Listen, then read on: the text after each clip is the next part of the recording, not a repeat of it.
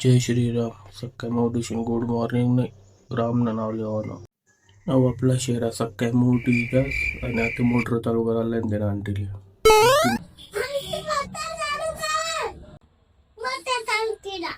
असा रुबाब शे आपला शेराना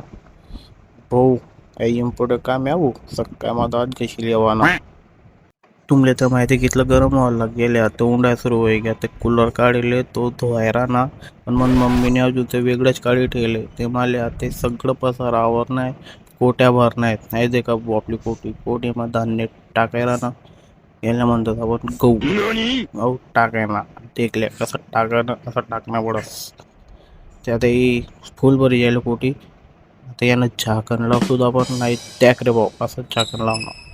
अहो आपला सगळ्यांना नाश्ता आहे भाऊ आपण हॉटेल बिटेल मध्ये जातो ना आपण घर बनवतोस ऐद्याकले पाव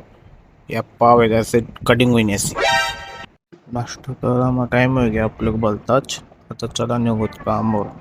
आपला येऱ्याना बाजूला माहिती काय झुडी होय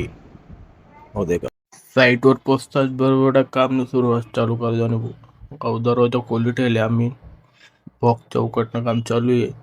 एक कटर मशीन आहे आपलं आलं यावर कटिंग करणे पडे ना ती सुरुवात कर रहा होता आपण आता कापानी ते का कसं कापणं पडस फक्त एवढे भाऊ काम करा फक्त काम जिथलं काम करशात तिथला पैसा कमवशात तुम्ही नाही द्या असं कापणं पडस निस्सा पपोडा कर मडा रे पुढे पपोडा कर सगळे आमलं काम असते पपोडा करायला आपलं वायर मध्ये का मशीन बंद होई गे आता चालू कर रहा ना आई कटिंग काम आहे भाऊ ब्लेंडर मशीन चालावा ना अच्छा पपोटा वस्यानावर काय सांगू तुमचे आज ना काम वगैरे बसून देखायले चला सगळं आवरायला आले घर निघाली तयारी आधी आपली चला घर जाहीर होत आपण देखा कसे जाहीर होत गाडीवर सरसन जाहीर होऊन टाक